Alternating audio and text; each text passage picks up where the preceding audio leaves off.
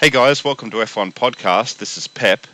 Well, I'm going to do another rant video today about the team order situation that recently happened at the German Grand Prix between Alonso and Massa.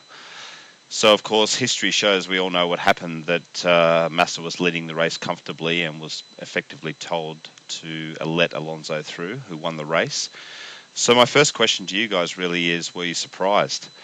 Certainly the experts were divided. Martin Brundle, an ex-driver, during the BBC commentary said, well, they're around the wrong way and Ferrari basically has to do a team order situation and let Alonso through. Whereas Eddie Jordan, of course, an ex-team owner, was saying, no, Massa's earned his place, Ferrari will let him win the race. And of course, Alonso won the race, and there's been a huge amount of news and speculation about this team order situation. There's been the $100,000 fine, and also a hearing to be heard, still to be heard with the World Council.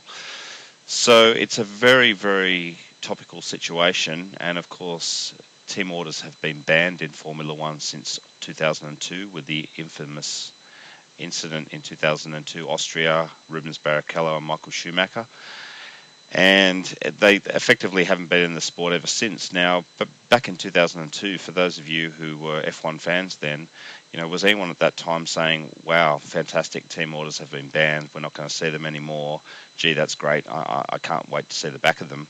Or were you like me back in 2002 and went, oh, okay, they've banned them, but that doesn't mean anything, the team orders will be alive and well, and that they've just done it really in name, and in the reality of Formula One, team orders will still exist.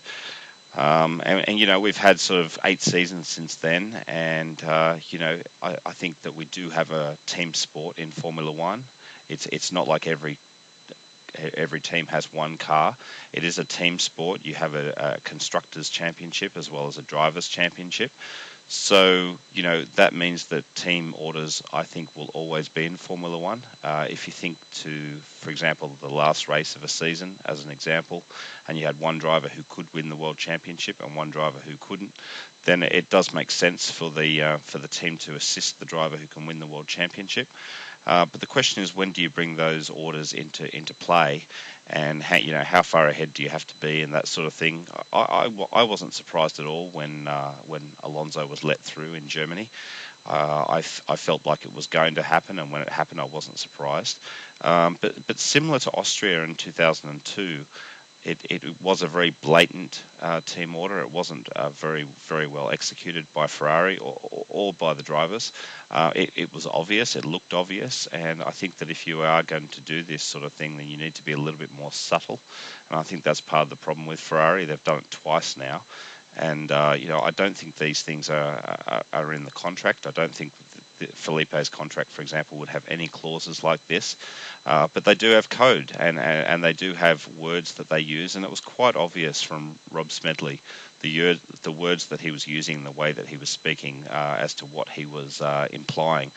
So, Massa let him through, but he didn't do it very subtly. And so that to me meant that it was always going to be controversial, as it has been.